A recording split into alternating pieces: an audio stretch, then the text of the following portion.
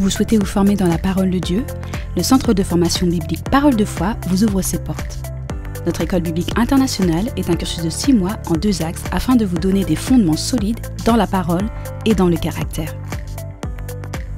Nos enseignants internationaux et experts dans leur domaine vous partageront des thématiques telles que les dons de l'esprit, la divinité de la parole, la prière, la foi ou encore le caractère, et bien d'autres. Cette formation est pensée afin d'être accessible quel que soit l'endroit où vous vous trouvez, que vous soyez en France ou à l'étranger. Rejoignez nos étudiants du monde entier dans cette formation qui transformera et bouleversera votre vie.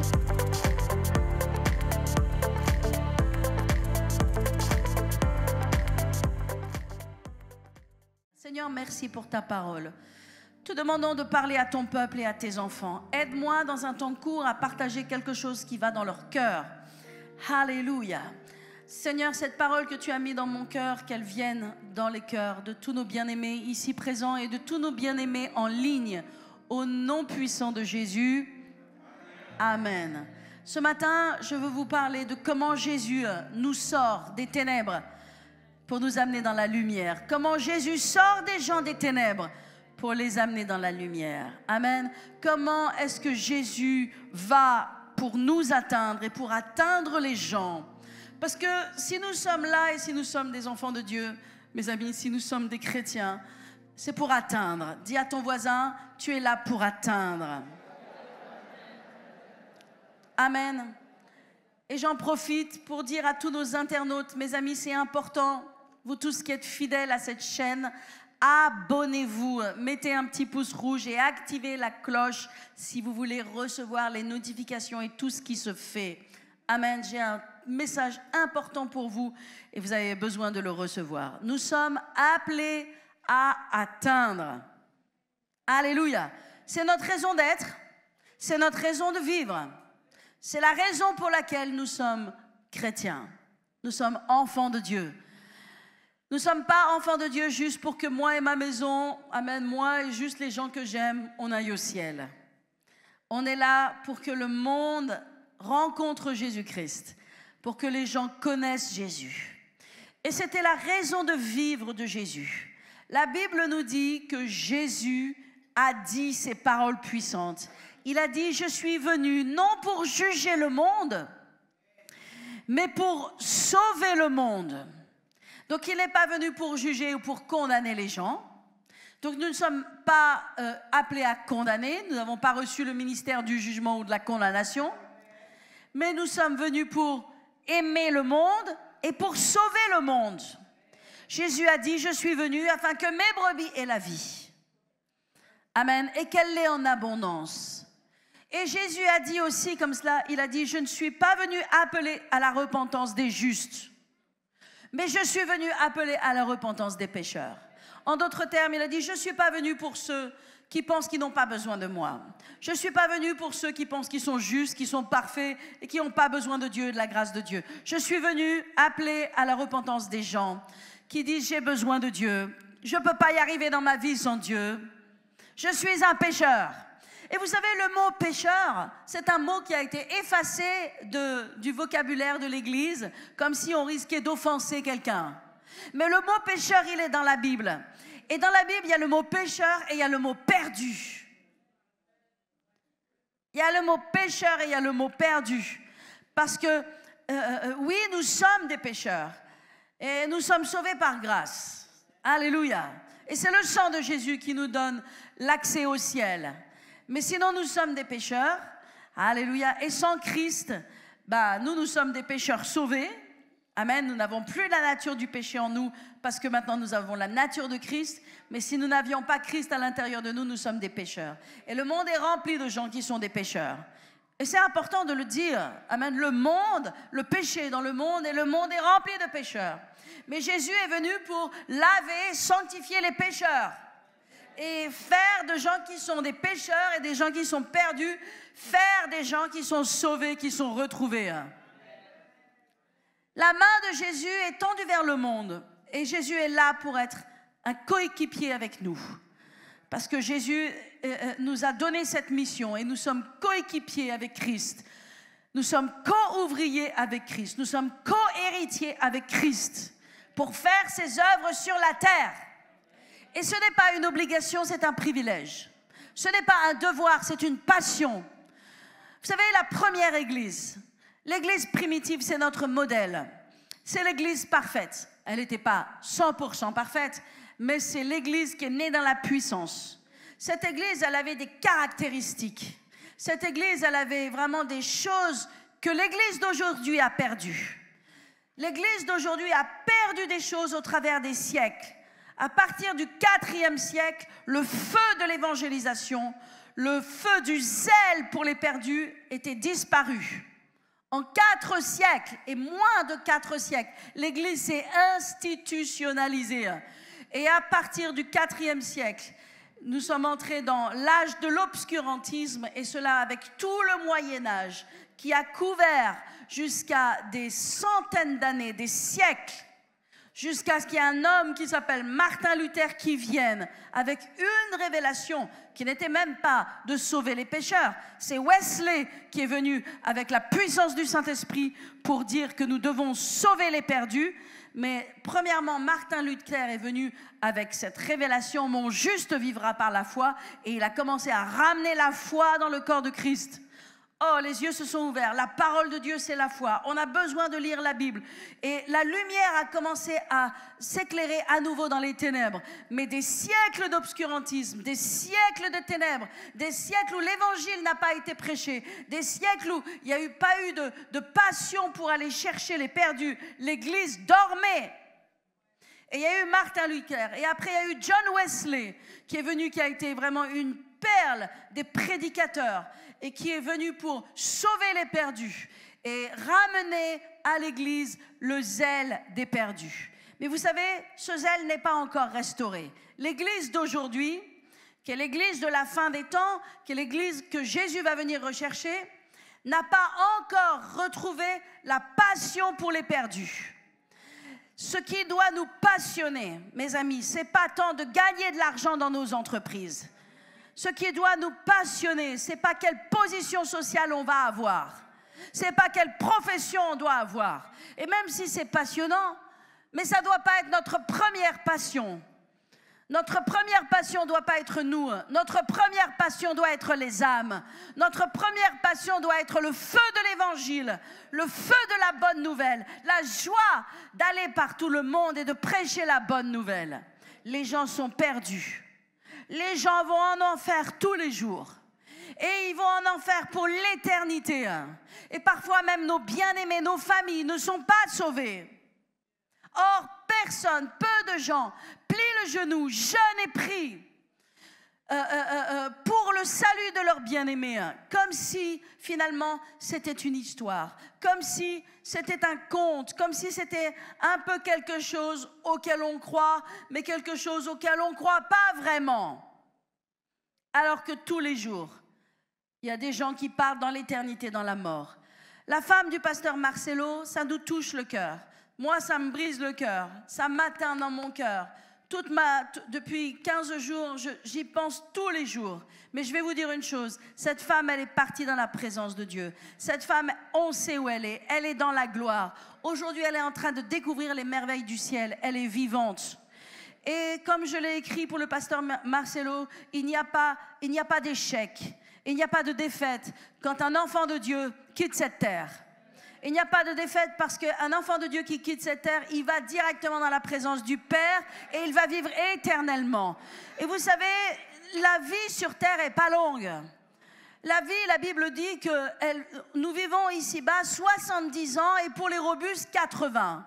Dieu merci, aujourd'hui on vit jusqu'à 80, 90. Mais la vie ne va pas plus loin que cela. Qu'est-ce que c'est au regard de l'éternité? C'est une virgule. C'est même pas une virgule. C'est même pas une apostrophe. C'est rien. La Bible dit que nous sommes une vapeur qui paraît et qui disparaît.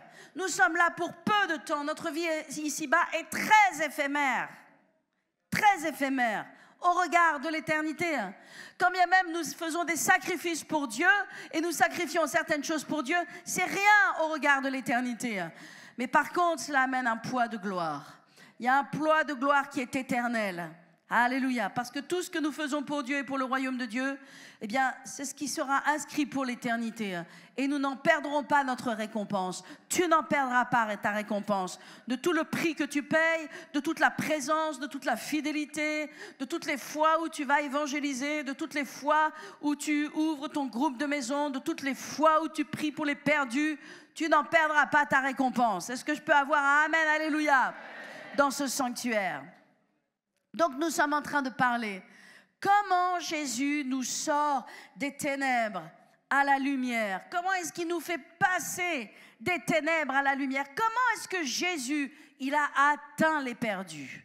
J'aimerais que vous sachiez que je vous prêche ce message parce que j'ai eu un rêve cette semaine, en début de semaine. Et ce rêve a motivé mon message ce matin. Et dans ce rêve, en fait, j'étais là et il y avait deux jeunes femmes et je décidais de leur parler. Je voulais leur parler de Jésus. Je voulais leur témoigner à propos de Jésus. Et donc, je vais voir ces deux jeunes femmes et je leur parle, voilà, des choses de Dieu, etc. Mais en fait, j'arrive pas à leur parler. Et elles me rembarrent. Elles me dégagent, quoi. Je les intéresse pas du tout. J'ai pas accès. J'arrive pas à leur parler. Et je suis vraiment frustrée, mais d'un seul coup, dans mon cœur, le Seigneur me parle. Et je reviens vers ces personnes et je leur parle simplement. Et je leur dis quoi? Alors, attendez. Je leur dis, il y en a une, dans mon cœur, je reçois son prénom, Sophie. Et je lui dis, tu t'appelles Sophie. Et après, le Seigneur dit dans mon cœur, elle a 24 ans. Et je lui dis, tu as 24 ans. Et je reçois la ville où elle habite. Et c'était Meaux. Et je lui dis, tu habites à Meaux. Et lorsque je lui dis ces choses, elle se met à pleurer. Elle se met à vraiment être touchée par Dieu. Et à avoir le cœur ouvert pour que je lui partage l'évangile. Et donc je fais ce rêve en début de semaine. Et je sens et je comprends que dans ce rêve, le Seigneur est en train de me dire que pour atteindre les perdus, il ne s'agit pas de connaître son évangile par cœur et de connaître des versets par cœur. Mais il faut agir par le Saint-Esprit. Il faut être conduit par le Saint-Esprit. Il faut chercher le Saint-Esprit et les dons spirituels et s'intéresser aux gens. Il faut s'intéresser aux gens. Vous savez, faire atteindre les perdus, ce n'est pas essayer d'être dans une espèce de mission dans laquelle on va remplir le sanctuaire. On n'est pas dans une espèce de mission en disant, OK, j'ai des aspirateurs et je vais essayer de vendre plus d'aspirateurs que mon voisin. Non, c'est pas ça. En d'autres termes, atteindre les perdus, c'est pas quelque chose qui est tourné vers soi. En disant, quel est le challenge que je vais faire? Qu'est-ce que je vais réussir? Comment est-ce que je vais réussir? C'est pas tourné vers toi. Il faut se tourner vers les autres. Dieu veut qu'on se tourne vers les autres. Si on va avec notre évangile bien graissé, bien huilé, mais qui ne répond pas aux besoins des gens, nous devons répondre aux besoins des gens et nous devons répondre aux besoins des gens par la puissance du Saint-Esprit, par les dons du Saint-Esprit. Qu'est-ce que les gens ont besoin? Ils n'ont pas besoin de notre message. Ils n'ont pas besoin de nos costumes. Ils n'ont pas besoin de la belle moquette de l'église. Ils n'ont pas besoin du bel écran de l'église. Ils n'ont même pas besoin de la bonne louange de l'église. Ils n'ont même pas besoin de nos bons musiciens. Ils n'ont même pas besoin de nos merveilleuses personnes à l'accueil. Et ils n'ont pas besoin de nos merveilleuses personnes à la sécurité qui rangent bien les voitures. Ils n'ont besoin d'aucune de ces choses. Ils ont besoin que quelqu'un vienne parler à leur cœur en fonction de leurs besoins. En fonction de leurs besoins. Et leurs besoins, tu ne peux pas les connaître à moins que tu aies le Saint-Esprit. À moins que le Saint-Esprit te parle et le Saint-Esprit te révèle. Et donc, mes amis, si nous devons atteindre notre génération, et nous devons atteindre notre génération, Nous avons besoin d'apprendre qui est le Saint-Esprit. Nous avons besoin de marcher par le Saint-Esprit. Et nous avons besoin de nous intéresser aux autres. Nous avons besoin d'être attentifs à ce que Dieu va nous dire pour les autres. Alors j'aimerais que vous regardiez avec moi dans l'évangile de Jean au chapitre 4. Parce que là, nous recevons une leçon magistrale de la part du Seigneur. Je peux vous dire que dans ce passage de l'Écriture, rarement ailleurs dans la Bible, vous trouverez une leçon aussi magistrale et aussi exceptionnelle de comment est-ce qu'on fait passer les gens des ténèbres à la lumière. Comment est-ce que tu peux atteindre ton voisin? Comment est-ce que tu peux atteindre ta mère, ton père, ton frère, ton oncle, ton enfant? Comment est-ce que tu peux atteindre tes amis? Comment est-ce que tu peux atteindre tes collègues et même quelqu'un dans la rue? On a un exemple magistral au travers de Jésus et la femme samaritaine. Est-ce que je parle à quelqu'un ce matin? Est-ce qu'il y a quelqu'un dans ce lieu qui veut devenir un gagneur d'âme? Est-ce qu'il y a quelqu'un dans ce lieu qui comprend que c'est la mission ultime que Christ nous a donnée? Il a dit, allez par tout le monde, prêchez la bonne nouvelle. Il n'a pas dit, soyez des apôtres. Il n'a pas dit, soyez des pasteurs. Il n'a pas dit, soyez des louangeurs. Il n'a pas dit, soyez des serviteurs. Il a dit, allez par tout le monde. Maintenant, prêchez la bonne nouvelle à toute la création. Imposer les mains aux malades. Donc il nous a dit cela. Mais bien sûr, quand il nous a dit cela dans Marc 16 et dans Matthieu 28, il nous a donné un rendez-vous. Et ce rendez-vous, c'était à Jérusalem, dans une chambre haute. Il y avait le passage obligatoire, parce que le mandat de Dieu ne pouvait pas s'accomplir sans le passage obligatoire de la chambre haute. Certains d'entre vous, vous avez besoin de retourner à la chambre haute. Certains d'entre vous, vous avez besoin de retourner à la chambre haute. Vous avez besoin de faire comme Louis vous l'a montré ce matin et de mettre une chaise dans votre chambre de prière et de dire, Saint-Esprit, toi la majesté de Dieu, viens t'asseoir sur cette chaise. Viens t'asseoir dans ma chambre de prière. Viens et apprends-moi ta personne. Apprends-moi qui tu es. Montre-moi ta présence. Révèle-moi qui tu es. Vous avez besoin de mettre une chaise. Alléluia. Combien cet exemple que tu as partagé va bien avec mon message. Merci Louis. Alléluia. Ils mettent dans mon message. Mais c'est vrai. Alléluia. Nous avons besoin de passer par la chambre de prière. Parce que sans la chambre de prière, il n'y a pas le revêtement nécessaire pour que les enfants de Dieu fassent l'œuvre de Dieu. Dans Actes 1, 8... voici ce que l'Éternel a promis. Voici ce que Jésus a promis. Il a dit, vous irez à Jérusalem et vous attendrez ce que le Père vous a promis d'avance.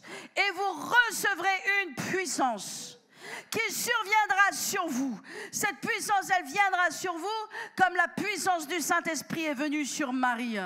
La puissance du Saint-Esprit est venue sur Marie et l'a recouverte. Et elle a été enceinte. Et elle a donné naissance au plan de Dieu, à la destinée de Dieu. Si tu n'es pas revêtu du Saint-Esprit, tu ne peux pas fonctionner pour le royaume de Dieu. Tu ne peux pas porter du fruit. Tu ne peux pas faire passer les gens des ténèbres à la lumière. Vous recevrez une puissance, le Saint-Esprit, qui surviendra sur vous. Et alors, vous serez mes témoins. Et alors, vous serez mes témoins. Où ça? Dans la Jérusalem, dans la Judée, dans la Galilée et jusqu'aux extrémités de la terre. En d'autres termes, il n'y a pas de limite à ce que je ferai avec votre vie, au travers de votre vie, si vous passez par la chambre haute, si vous passez du temps avec Dieu, si vous passez du temps avec le Saint-Esprit, si vous cherchez sa personne de façon, le mot il arrive, intentionnel. De façon intentionnelle, Pas comme étant dispersé, pas en faisant tout et n'importe quoi, mais en étant intentionnel. Je veux connaître le Saint-Esprit. Je veux une rencontre avec le Saint-Esprit. Je veux vivre ma chambre haute. Je veux moi aussi recevoir ce revêtement surnaturel. Je veux que la puissance du Saint-Esprit vienne à l'intérieur de moi. Je veux entendre sa voix. Je veux qu'il me parle. Il va te parler pour les perdus, mais il va aussi te parler pour ta vie. Il te dira ce que tu dois faire. Il te dira qui tu dois marier. Il te dira ce que tu dois faire dans tes études. Il te dira la direction que tu dois faire. Il te dira si tu dois te faire opérer ou pas te faire opérer. Il te montrera le chemin. Le Saint-Esprit te montrera le chemin. Il te donnera un rêve, il te donnera un songe, il te donnera quelque chose. Si je vous prêche ce matin, je vous prêche ce matin selon la direction du Saint-Esprit, parce que Dieu m'a donné un rêve et qu'il m'a parlé. Alléluia. Vous recevrez une puissance. Le Saint-Esprit est une puissance. Nous ne pouvons pas atteindre les gens sans cette puissance. Ils sont partis dans les rues. Vous devez comprendre que l'évangile et le salut n'est pas dans l'église. Dans l'église, bien sûr qu'il y a des gens sauvés. Et bien sûr qu'il va y avoir des gens sauvés ce matin. Alléluia. Que ce soit ici présentement et que ce soit en ligne. Mais les gens qui sont sauvés dans l'église, ce n'est même pas le 5%. Ce n'est même pas le 1%. 90%, 99% des gens se trouvent à l'extérieur de l'église. Les perdus ne viendront pas à l'église. Je vous le dis, les perdus ne viendront pas à l'église. Même si nous changeons la moquette, même si nous changeons de bâtiment. Nous ne changeons pas de bâtiment pour que l'église grandisse. L'église ne grandira pas par un bâtiment. L'église grandira parce qu'il y a des gens qui vont dans les rues, qui vont dans les cafés, qui vont dans les boîtes de nuit. Parce qu'il y a des gens qui témoignent à leurs collègues de travail. Parce qu'il y a des gens qui parlent à leur famille par la puissance du Saint-Esprit. Est-ce que je parle à quelqu'un ce matin? C'est pas un vase plus beau, c'est pas une église plus belle. Je pourrais m'asseoir sur un fauteuil royal que ça ne changera rien. Parce que les gens ne sont pas intéressés par cela. Les gens sont intéressés par ce que le Saint-Esprit peut leur dire, ce que le Saint-Esprit peut faire, le toucher du Saint-Esprit. Ce n'est donc pas par ta force, ce n'est donc pas par ton intelligence, mais c'est par le Saint-Esprit, dit l'Éternel des armées. Ce n'est pas par ta force, ce n'est pas par ton intelligence, mais c'est par le Saint-Esprit, dit le Seigneur des armées. Alors on va voir comment Jésus il a fait, parce qu'il est la Rolls des évangélistes, il est la Rolls des gagneurs d'âme, il est le modèle parfait à imiter. L'évangile que Jésus a prêché à la Samaritaine, c'est l'évangélisation parfaite. Vous avez là le modèle de l'évangélisation parfaite. Alors on se trouve dans l'évangile de Jean 4, et si vous avez vos Bibles, tournez avec moi dans Jean 4. Et j'aimerais que vous pensiez à vos bien-aimés, j'aimerais que vous pensiez à vos familles, à vos collègues, aux gens que vous aimez, à ceux que vous connaissez, mais aussi ceux que vous côtoyez, et que vous pensiez que vous ayez le fardeau de Dieu pour leur vie. Parce que bien sûr, ces gens, ils sont votre responsabilité. Ils sont les gens que Dieu a mis sur votre chemin. Ils ne sont pas sur le mien, ils sont sur le vôtre. Alléluia. Et donc c'est vous le disciple du Seigneur. C'est vous le Étienne. C'est vous le Philippe. C'est vous l'évangéliste. Alléluia. Alors il est écrit au verset 4. Comme il fallait qu'il passe par la Samarie, Jésus arriva dans une ville de Samarie nommée Sichar, près du champ que Jacob avait donné à Joseph, son fils. Et là se trouvait le puits de Jacob. Jésus, fatigué du voyage, était assis au bord du puits. C'était environ la 6e heure, c'est-à-dire midi. Une femme de Samarie vint puiser de l'eau. Et Jésus lui dit, « Donne-moi à boire. » Car ses disciples étaient allés à la ville pour acheter des vivres. La femme samaritaine lui dit, « Comment toi qui es juif, me demandes-tu à boire à moi qui suis une femme samaritaine ?» Les Juifs, en effet, n'ont pas de relation avec les Samaritains. Jésus lui répondit, « Si tu connaissais le don de Dieu, et qui est celui qui te dit, donne-moi à boire, tu lui aurais toi-même demandé à boire, et il t'aurait donné de l'eau vive. » Seigneur, lui dit la femme, tu n'as rien pour puiser, et le puits est profond. D'où aurais-tu cette eau vive? Es-tu plus grand que notre père Jacob, qui nous a donné ce puits, et qui en a bu lui-même, ainsi que ses fils et ses troupeaux? Jésus lui répondit, quiconque boit de cette eau aura encore soif, mais celui qui boira de l'eau que je lui donnerai n'aura plus jamais soif. Et l'eau que je lui donnerai deviendra en lui une source d'eau vive qui jaillira jusque dans la vie éternelle. La femme lui dit, Seigneur, donne-moi cette eau afin que je n'ai plus soif et que je ne vienne plus puiser ici. Va, lui dit Jésus, appelle ton mari et viens ici. Et la femme répondit, je n'ai pas de mari. Et Jésus lui dit, tu as raison de dire tu n'as pas de mari, car tu en as eu 5. Et celui avec qui tu es maintenant n'est pas ton mari. En cela, tu dis vrai. Seigneur, lui dit la femme, je vois que tu es prophète. Nos pères ont adoré sur cette montagne et vous, vous dites que le lieu où il faut adorer est Jérusalem. Femme, lui dit Jésus, crois-moi, l'heure vient où ce ne sera ni sur cette montagne ni à Jérusalem que vous adorerez le Père, mais vous adorez ce que vous ne connaissez pas, mais nous adorons ce que nous connaissons, car le salut vient des Juifs. Mais l'heure vient, et elle est déjà venue, où les vrais adorateurs adoreront le Père en esprit et en vérité, car ce sont là les adorateurs que le Père demande. Dieu est esprit, et il faut que ceux qui l'adorent, l'adorent en esprit et en vérité. Et la femme lui dit, je sais que le Messie doit venir. Quand il sera venu, il nous annoncera toutes choses. Mais Jésus lui dit, je le suis, moi qui te parle. Là-dessus arrivèrent ses disciples, qui furent étonnés de ce qu'elle parlait avec une femme. Toutefois, aucun ne dit « Que demandes-tu » ou « De quoi parles-tu avec elle ?» Alors la femme, ayant laissé sa cruche, s'en alla dans la ville et dit aux gens « Venez voir un homme qui m'a dit tout ce que j'ai fait. Ne serait-ce point le Christ ?» Ils sortirent, tous les gens de la ville sortirent de la ville et vinrent vers lui. Pendant ce temps, les disciples le pressaient de manger et disaient « Rabbi, mange !» Mais il leur dit « J'ai à manger une nourriture que vous ne connaissez pas. » Et les disciples se disaient les uns les autres « Mais qui aurait donc pu lui apporter à manger ?»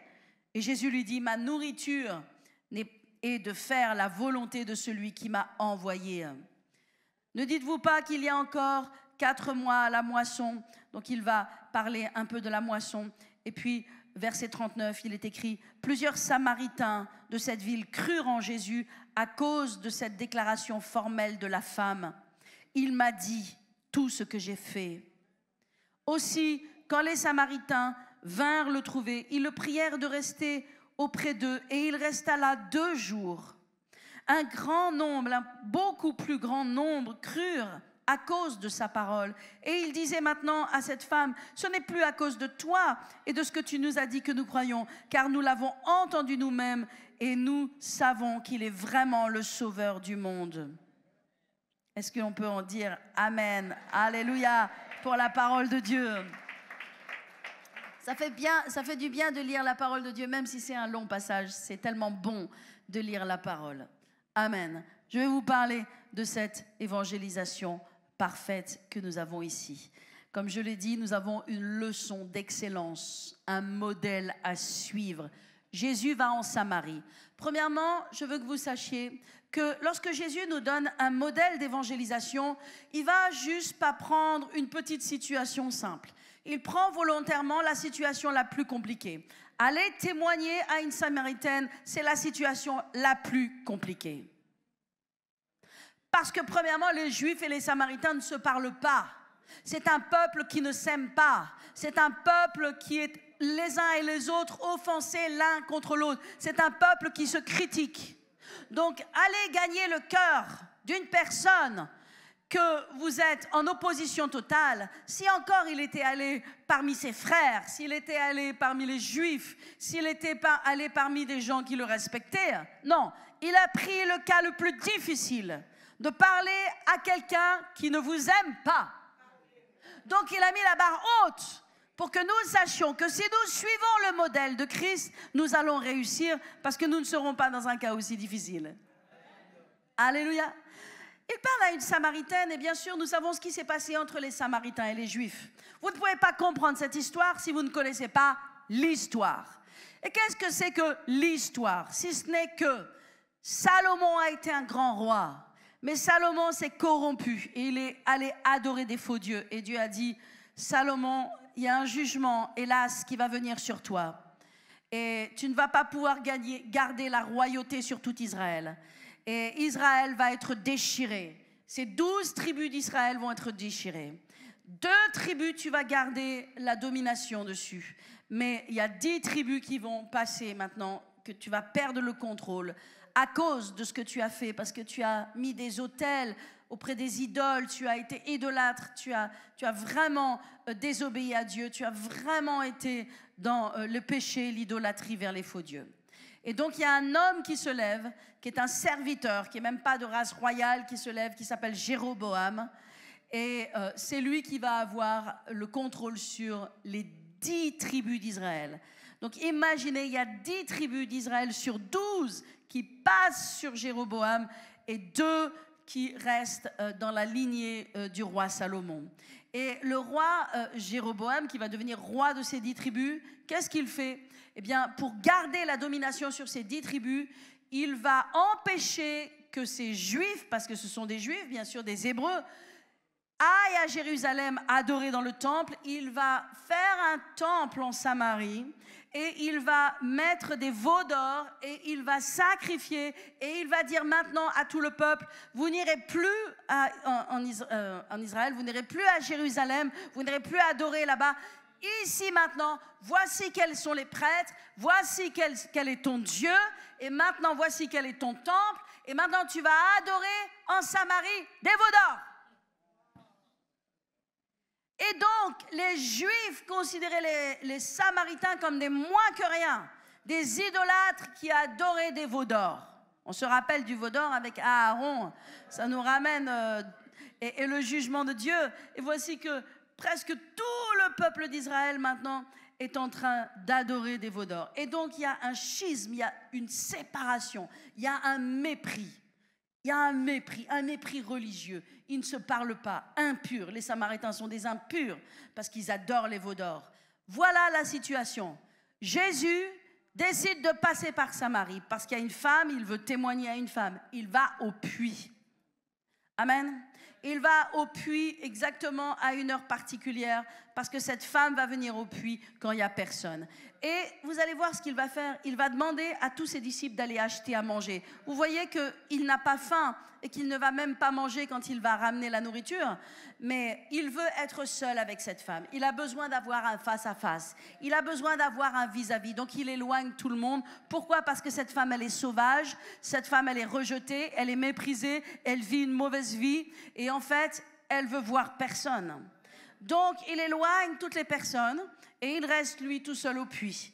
Et cette femme, elle arrive et il commence à lui poser une question. Vous savez pourquoi il commence à lui poser une question? Parce qu'il engage la conversation. Nous devons engager la conversation avec les gens. Nous devons parler des choses de la vie avec les gens. Nous devons leur parler.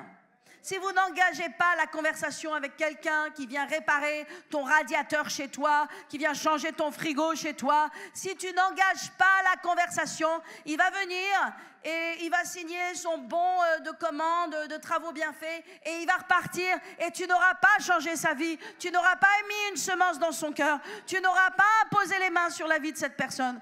Parce que tu n'as pas engagé la conversation. Et Jésus commence par engager la conversation et il lui dit, donne-moi à boire. Un truc assez simple, un truc hyper naturel. Donne-moi à boire. Et là, elle sort maintenant toute la réalité et elle va dire, comment est-ce que toi, qui es un juif, tu me demandes à moi à boire? Elle sort toute la problématique parce que la problématique, elle est là, elle est vivante, elle est réelle. Elle dit, comment est-ce que tu me demandes à moi à boire alors que tu me méprises, alors que les juifs nous méprisent, alors que les juifs ne nous aiment pas? Et Jésus ne va pas répondre à cela. Jésus va lui dire, si tu connaissais le don de Dieu et celui qui te parle, non seulement tu lui donnerais à boire, tu le servirais, mais tu lui demanderais à boire. Elle dit, ah bon, je te demanderais à boire, mais comment est-ce que tu peux me donner à boire? Qu'est-ce que tu as à boire? Tu n'as rien à me donner à boire, tu n'as même pas un seau pour puiser. Le puits est tellement profond, tu n'as même pas un seau pour puiser. Et il lui dit, si, l'eau que j'ai à te donner, et cette eau-là, c'est une eau vive. C'est une eau vive. Et si tu bois de cette eau, tu n'auras plus jamais soif. Qu'est-ce que Jésus était en train de parler? Il était en train de commencer à parler de son problème. Parce que son problème à cette femme, c'est qu'il y a une soif en elle qui n'est pas étanchée. Et les gens, je vais vous dire une chose, les gens, ils ont soif.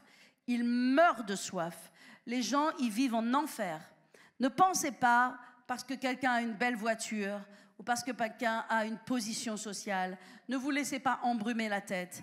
Ne vous laissez pas tourner la tête en pensant que ce sont des gens qui vont bien. Les gens vivent dans le chaos, ils vivent dans le péché, ils vivent dans la perversité, ils vivent dans le mal, ils reçoivent des choses en mal, ils font du mal, leur conscience les accuse.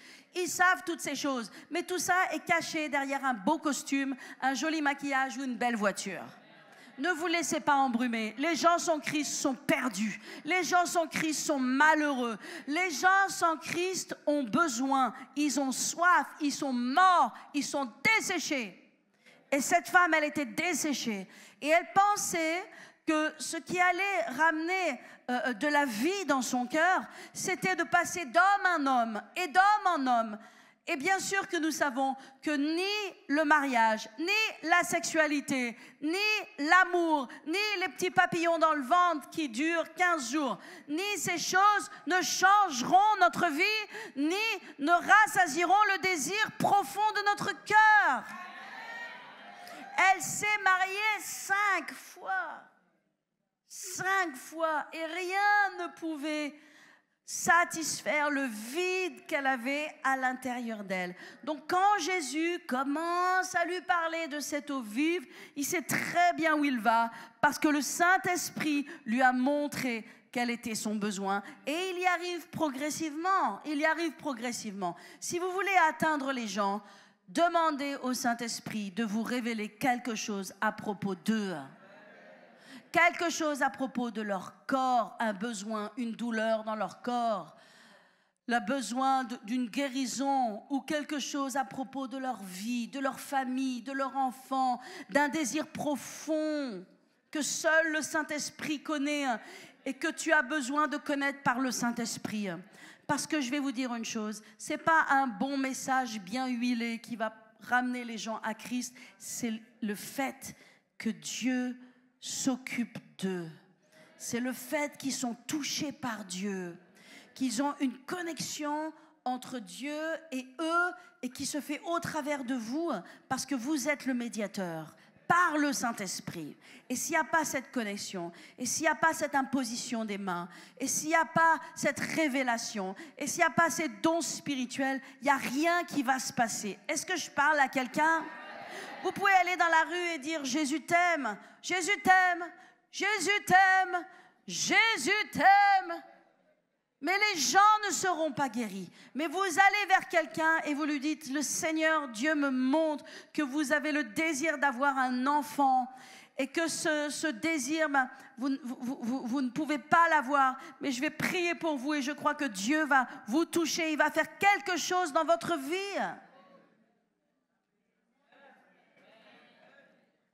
Alléluia. Et je vais vous dire une chose, quand ils vont avoir le bébé dans les bras, parce qu'ils vont l'avoir le bébé dans les bras, parce que 1 mois ou 2 mois après cette parole, il va y avoir quelque chose qui se passe. Et 9 mois plus tard, il y aura le bébé dans les bras. Et ils n'oublieront pas la parole qu'ils ont reçue. Et ils n'oublieront pas d'où vient ce bébé. Et leur cœur sera ouvert. Alléluia. Amen. L'Église doit retrouver son feu pour l'évangélisation. Et elle a perdu son feu pour l'évangélisation parce qu'elle a été dans le devoir. Et le devoir de sortir, le devoir d'aller. Mais ce n'est pas que nous avons le devoir. Nous avons juste besoin d'être remplis du Saint-Esprit. Et ce rempli du Saint-Esprit nous conduit dans les rues, nous conduit dans les chemins, nous conduit dans les carrefours. Nous fait imposer les mains à une caissière. Nous fait imposer les mains à notre patron, à notre collègue. Alléluia. Amen. Et c'est ce que Jésus a fait. C'est ce qu'il a dit à cette femme. Elle a dit, mais quelle eau? Ah bon, il y a une eau? Ah, il y a une eau. Il y a une eau vive que si je la bois et si tu me la donnes, je ne vais plus jamais revenir à ce puits. Je ne vais plus avoir la galère de sortir avec mon seau quand il fait chaud et me cacher de tout le monde. Je vais sortir et je n'aurai plus besoin de puiser cette eau. Mais elle est où cette eau? C'est quoi cette eau? Et Jésus lui dit, où est ton mari? Jésus lui dit, il est où ton mari? Il passe du coq à l'âne. Oui, parce qu'il sait exactement. Elle dit, comment elle dit? Je ne sais même plus comment elle dit. Comment elle dit? Je n'ai point de mari. Elle dit, je n'ai point de mari. Et Jésus lui dit, oui, tu as eu raison de dire, tu as point de mari, parce que tu as eu 5 maris, et l'homme avec lequel tu es n'est pas ton mari. Oh, Seigneur, mais en cela, je vois que tu es prophète. Touché. Touché. Touché. Touché dans le cœur. Pourquoi? Dieu est devenu personnel.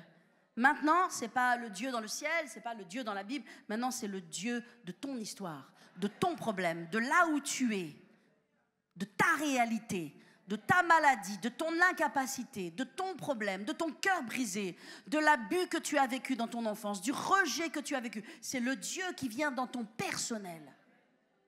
Est-ce que je parle à quelqu'un? Là, touché, touché, touché.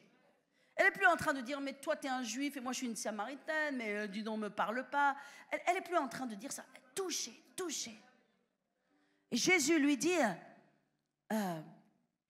elle dit, en cela, je vois que tu es prophète. Et alors, immédiatement, elle se met à revenir. Et c'est ce que les gens font. Elle se met à revenir avec la question habituelle auquel on fait tous face. Elle dit, Seigneur, je vois que tu es prophète. Puis elle dit, nos pères ont adoré sur cette montagne, mais vous dites que le lieu où il faut adorer est Jérusalem. Elle pose la question la question que les gens nous posent, genre, ouais, si Dieu existait, il n'y aurait pas toute cette guerre. Hein. Si Dieu existait, il n'y aurait pas ce problème entre Israël et la Palestine. Si Dieu existait, il n'y aurait pas de tant d'enfants qui meurent de faim. Vous la connaissez, cette question? Elle revient directement à cette question, parce que les gens reviennent à cette question. Parce que Jésus n'entre même pas dans la politique. Il n'entre pas dans la politique, il n'entre pas dans la sociologie, il n'entre rien, il ne répond même pas. Il ne va même pas, il va pas lui dire, oui, mais vous savez, tu sais, au temps de Jéroboam, et Salomon avait fait ça, et Roboam, il a répondu comme ça, et Jéroboam, il a fait comme ça, et tout ça, c'est venu à cause du jugement de Dieu, parce que les gens, ils sont pas bien, parce que les gens, ils font du mal, et donc Dieu, il a jugé, et blablabla, blablabla. Non, Jésus, il rentre même pas. Il leur dit, non, ce n'est même plus le temps de savoir où est-ce qu'on va adorer. C'est même pas à Jérusalem ou autre chose. Maintenant, Dieu cherche des adorateurs en esprit, en vérité. Il monte le débat au-dessus. Il n'entre pas dans les pièges. Il n'entre pas dans les trucs. Vous parlez avec quelqu'un qui est un athée, il va vous sortir ceci, cela. Vous parlez avec quelqu'un qui est musulman, il va vous sortir ceci, cela. Oh, et la Vierge Marie, oh, le Fils de Dieu. Et vous n'avez pas entré dans ces guerres de théologie. Vous n'avez pas entré dans ces choses. Vous devez manifester Christ. Vous devez manifester Dieu par la puissance du Saint-Esprit. Est-ce que je parle à quelqu'un ce matin? Alléluia!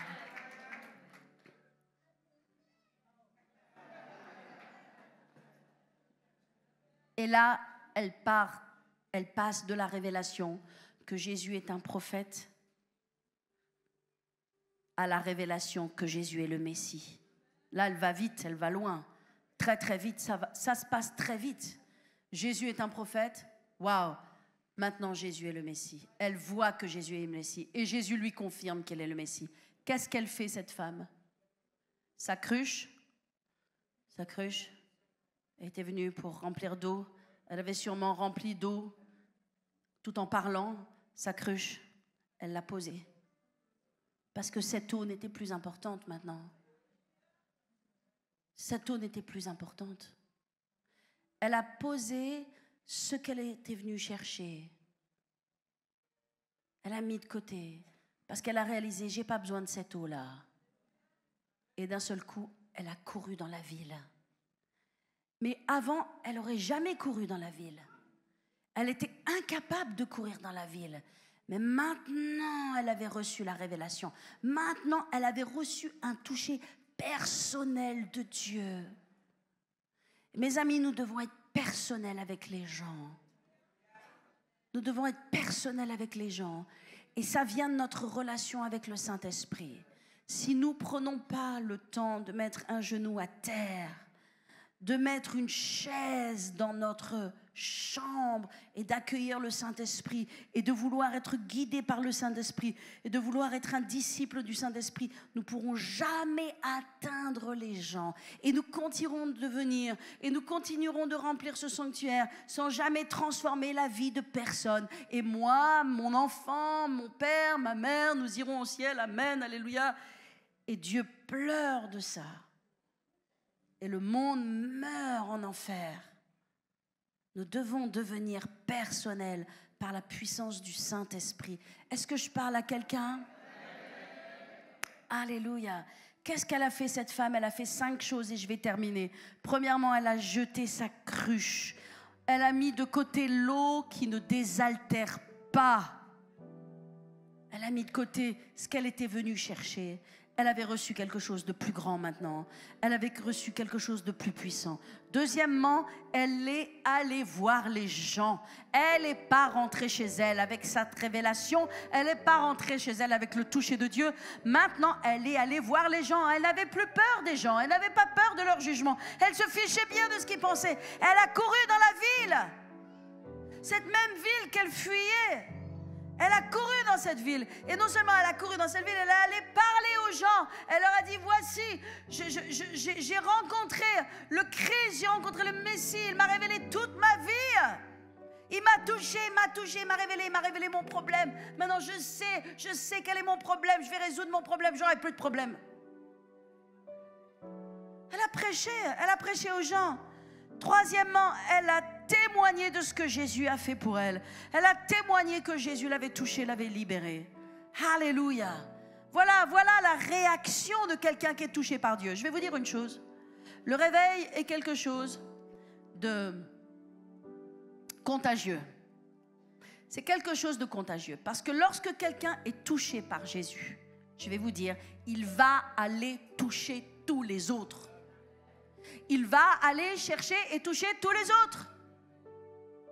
Il va aller amener son frère, sa soeur, sa copine, son ami d'enfance. Tout le monde, il va aller leur dire, il va aller leur parler. Il va vouloir leur donner à ces gens qu'ils aiment. Il va vouloir leur donner ce qu'ils ont reçu. C'est pourquoi il nous faut gagner les perdus. Il nous faut aller chercher les perdus, les faire passer des ténèbres à la lumière, comme Christ lui-même. Comment est-ce que Christ faisait passer les gens des ténèbres à la lumière? Nous devons aller faire ces mêmes choses. Quand ça se passe, le réveil, c'est contagieux. Et d'un seul coup, les choses deviennent exponentielles. Imaginez ici qu'il y ait 50 personnes. Qu'est-ce que c'est 50 personnes? C'est rien. Imaginez ici qu'il y ait 50 personnes qui aient décidé d'être des gagneurs d'âme et d'aller toucher leur monde. Ces 50 personnes vont à elles toutes seules ramener 200 personnes à Christ, pas à moi. 200 personnes à Christ, puis à l'Église. Puis les gens seront formés dans les écoles et les formations et eux-mêmes iront faire l'œuvre de Dieu. Et c'est comme ça que le royaume de Dieu est bâti. Nous devons comprendre que nous ne sommes pas appelés simplement à réchauffer les chrétiens tièdes. Il y en a marre de réchauffer les chrétiens tièdes. Il y en a marre de réchauffer ceux qui ont un plateau d'argent qui leur est servi dimanche après dimanche, semaine après semaine, sous le nez, et qui ne veulent pas se lever, qui ne veulent pas changer leur habitude, qui ne veulent pas prier, qui ne veulent pas lire la Bible, qui ne veulent pas faire ce que la Bible leur dit. Et qui se complaisent dans une paresse, dans une mollesse, dans le fait qu'ils ont besoin qu'on prie pour eux de droite, qu'ils ont besoin qu'on prie pour eux de gauche, et qui ne veulent pas. On n'est pas là pour réchauffer les chrétiens, tièdes et froids. Alors, il faut le faire, parce que ça fait partie du job. Mais Jésus était concentré sur les perdus. L'Église doit être concentrée sur les perdus. Nous devons être concentrés sur les perdus. Tu dois être concentré sur les perdus. C'est les perdus notre cible. Nous devons nous tourner vers les perdus parce que c'est l'appel que Dieu a mis sur notre cœur. Les gens qui ne connaissent pas Jésus, les gens qui ne connaissent pas l'Église. Et j'aimerais vous dire que l'Église ne sauve pas. L'Église ne sauve pas. Arrêtez de penser, pour que la personne soit sauvée, je dois l'amener à l'Église. Jésus n'a pas amené les gens au temple. Jésus n'a pas amené les gens à la synagogue. Jésus est allé en Samarie. Jésus est allé à Gadara. Jésus est allé là où étaient les pécheurs. Il est allé dans la maison de Zachée. Jésus est allé là où étaient les gens. Nous devons arrêter de penser que les gens doivent venir là où nous sommes, aimer ce que nous aimons, aimer la louange que nous avons. Non! Non! Les gens, ils ont besoin d'un toucher de Dieu là où ils sont. Là où ils sont, dans les bars, dans le travail, dans les cafés, dans les boîtes de nuit, quand ils sont sous dépresseurs ou je ne sais quoi, là où ils sont, dans les hôpitaux psychiatriques ou quoi, ou là où ils sont. Il faut arrêter de penser c'est le pasteur qui sauve. Oh, c'est le pasteur qui va prêcher. C'est le pasteur, c'est l'église. Non, c'est pas l'église. L'église, c'est pour les croyants. 10%, 5%, 1% des gens qui sont sauvés par l'église. Nous n'accomplissons pas le mandat de Dieu. Quand nous pensons que, ah oui, il faut que j'amène quelqu'un à l'église. Bien sûr que nous donnons des invitations, bien sûr que nous faisons des e-tracts, bien sûr, mais ça c'est rien, ça prend même pas 5 secondes de notre temps. C'est pas ça le job. Il faut aller là où sont les pécheurs. Jésus, il était identifié aux prostituées, il était identifié aux buveurs de vin. On l'attaquait pour ça parce qu'il passait pas son temps à la synagogue, à revêtir une espèce de robe de religieux et de se tenir derrière un gros livre. Non, Jésus était auprès des pécheurs. Il était auprès des pécheurs au point qu'il était critiqué d'avoir un démon, d'être un buveur de vin. Il était proche des prostituées, proche des gens de mauvaise vie.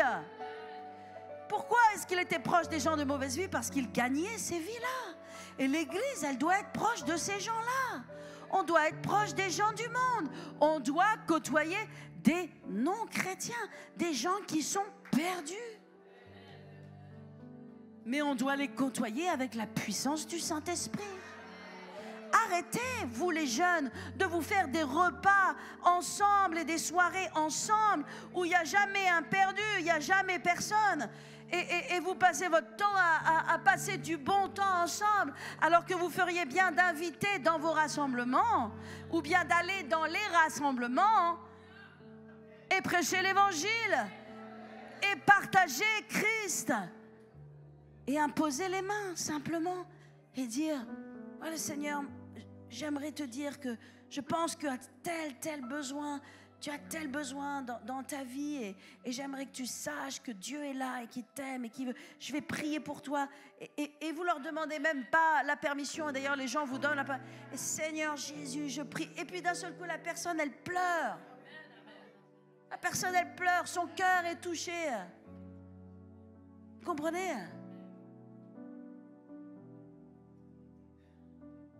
L'Église s'est trompée. Et elle se trompe depuis des décennies de penser que les perdus seront sauvés en venant à l'Église. 1% des perdus seront sauvés en venant à l'église. 99% des perdus restent dehors et meurent. Et en cela, en tant qu'Église, nous devons comprendre l'importance des groupes de maison. Nous devons comprendre l'importance de l'évangélisation de rue. Nous devons comprendre l'importance de l'évangélisation même sur les réseaux sociaux. C'est là où sont les gens. Nous devons comprendre l'importance de l'évangélisation, de parler de la part de Dieu de façon personnelle dans la vie des gens. Arrêtez de penser, oh, il y a des spécialistes, les pasteurs, les évangélistes, ce sont les spécialistes. Non, non, nous sommes tous des spécialistes. Nous sommes tous appelés à être des spécialistes. Nous sommes tous appelés à être des disciples. Alors, je pourrais prêcher plus longtemps. Je vais juste terminer ces 5 points avec cette femme samaritaine. J'ai dit, troisièmement, elle témoigne à tout le monde de ce que Jésus a fait pour elle. Quatrièmement, les gens la suivent. Les gens la suivent, ils vont quitter la ville et ils vont aller vers ce puits-là, ils vont rencontrer Jésus. Et cinquièmement, les Samaritains crurent. Ils ont cru en Jésus. Jésus est resté 2 jours de plus et il a semé les semences du réveil. Il y a eu un réveil qui s'est passé. Quelques années plus tard, Philippe, un disciple, quelqu'un qui servait aux tables. Philippe, un disciple, comme Étienne et comme les autres. Quand les apôtres ont dit, non, non, non, nous c'est plus possible, on ne peut pas juste servir aux tables et en plus prêcher. Nous devons nous consacrer à ce à quoi Dieu nous appelle. On a besoin de cet homme qui soit de bonne réputation, des hommes fidèles, simples, qui puissent eux servir aux tables. Parmi ces hommes qui servaient aux tables, il y avait Étienne et il y avait Philippe. Ils n'ont jamais pensé qu'ils étaient juste des hommes qui servaient aux tables. Ils étaient puissants dans l'esprit. Quelques années après, Philippe est descendu à Samarie. Il a fait l'étonnement de tout Jérusalem. Parce que là, il y a eu un réveil. Et Jérusalem, les apôtres de Jérusalem ont entendu. Les gens sont sauvés, les gens sont guéris. L'œuvre de Dieu se fait. Il y a un puissant réveil qui se passe par Philippe. Qui était Philippe? Qui était Philippe? Quelqu'un comme vous et moi. Amen. Qui est entré dans l'appel de Dieu. Qui est devenu un évangéliste puissant. Comme chacun d'entre nous, nous devons être. Et nous sommes appelés à être. Est-ce que je parle à quelqu'un? Alléluia. Je vais m'arrêter là. Gloire à Jésus. Amen. Je prie que cette parole nous secoue, qu'elle nous réveille, qu'elle nous révèle. Elle ne nous accuse pas, mais elle nous ranime, de sorte que nous ranimions le don de Dieu en nous, que nous ranimions le feu du Saint-Esprit. Alléluia. Amen. Je veux que notre passion, que la passion pour les perdus vienne dans l'Église. Je veux que la passion pour les perdus vienne dans l'Église. Et vraiment, je vous défie, Église, dans le nom de Jésus. Pas simplement pour faire du chiffre, comme je l'ai dit, comme on vendrait des aspirateurs pour une société commerciale. Sûrement pas. Mais par passion, par désir. Notre passion devrait être, mais moi, je veux être celui qui va le plus atteindre de perdus. Ça, c'est une bonne passion. Je veux être la personne qui amène le plus de perdus à Jésus.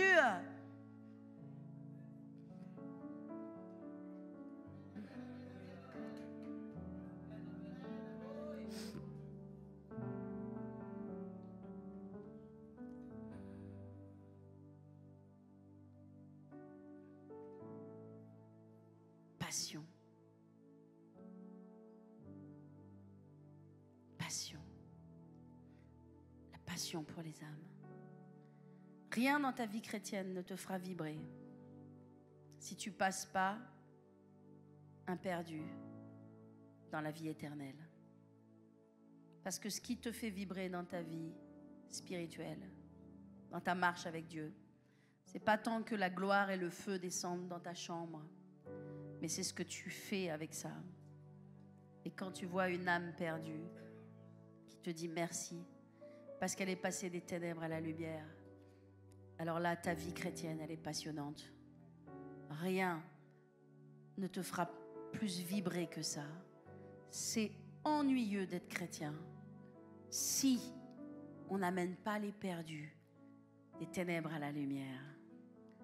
C'est ennuyeux, je vous le dis. C'est pas vraiment ennuyeux, mais on passe à côté quand on pense que être chrétien, c'est juste, je suis fidèle à l'église et waouh, je ressens quelque chose dans la louange et oh, le feu de Dieu et cette prédication, elle me touche, elle me parle, elle me fait pleurer. Non, non, non, non, non, non, non, non. La passion d'être chrétien, c'est de voir une âme qui passe des ténèbres à la lumière, puis de la voir grandir, de la voir inviter les autres personnes, de la voir transformer la vie des autres, de la voir aller à l'école biblique, de la voir changer. Et tu te dis, waouh, ça c'est mon bébé, c'est moi qui l'ai amené à Christ, waouh, ça c'est super. Et au travers de cette personne, waouh, il y a 15 personnes qui ont été sauvées, waouh, merci Seigneur. J'ai vraiment envie d'aller atteindre et toucher une autre personne, plein d'autres personnes. Est-ce que je parle à quelqu'un ce matin? Soyez encouragés dans le nom de Jésus. Qui ici veut relever le défi? Qui ici veut dire moi, je veux être passionné. Je veux être passionné. Je veux faire partie de ceux qui disent waouh, moi je veux amener les perdus au Seigneur. Si c'est vous et que vous voulez un challenge, venez sur le devant. Venez, on va prier ensemble. On va prier ensemble, on va s'encourager, on va se motiver. Alléluia. Et je pense à tous nos jeunes adultes dans cette église, tous les jeunes adultes qui disent, c'est quoi la vision de l'église? C'est quoi le ministère de l'église pour les jeunes adultes? C'est quoi? C'est ça, d'être ensemble, de partir ensemble et de faire l'œuvre de Dieu. Alléluia. Et de partager Jésus avec quelque chose de personnel, quelque chose du Saint-Esprit. Plus tu vas t'exercer, plus tu vas grandir. Plus tu vas t'exercer, plus ça va être facile. Plus tu vas t'exercer, plus tu vas faire, plus le Saint-Esprit va te parler clairement. Au départ, c'est brouillon. Au départ, tu te trompes, mais c'est pas grave si tu te trompes. C'est pas grave si tu réussis pas. Au départ, tu réussis pas, mais c'est pas grave. Tu t'exerces, tu fais. Et avec le faire, tu vois des choses qui changent. Tu manifestes l'amour de Dieu pour les gens. Tu les juges pas, mais tu les aimes. Et tu leur dis quelque chose de personnel de la part du Seigneur, que Dieu te révèle, Dieu te conduit, tu pries pour eux, tu manifestes le Saint-Esprit, tu leur imposes les mains, tu libères quelque chose de Dieu, tu fais confiance à Dieu, tu marches par la foi. Et en fait, tu fais l'œuvre de Dieu. Seigneur, Père, je te remercie, waouh, toutes les personnes qui sont là, c'est énorme. Merci Seigneur, waouh. Toutes ces personnes qui répondent à ce défi, à ce challenge. Alors, levez vos mains vers le ciel. Seigneur, je te rends grâce pour cette église. Et je prie, Seigneur, restaure le feu de la passion des perdus. Restaure, ce n'est pas le feu de l'évangélisation, c'est le feu, la passion pour les perdus. La passion pour les perdus. La passion pour les perdus. La passion pour les perdus. La passion pour les perdus. Restaure le feu. Ranime le feu de la passion pour les perdus. Et que chacun d'entre nous soyons des puissants gagneurs d'âme, comme toi tu l'as fait avec cette femme samaritaine. Je prie le revêtement spirituel. Je libère sur vous les paroles de sagesse, paroles de connaissance, paroles de prophétie, dons spirituels, dons de guérison, dons des miracles, dons de la foi, dons des langues, dons spirituels en action, en opération sur votre vie. Au nom de Jésus, au nom de Jésus, alléluia. Et tout le peuple de Dieu dit Amen. Amen.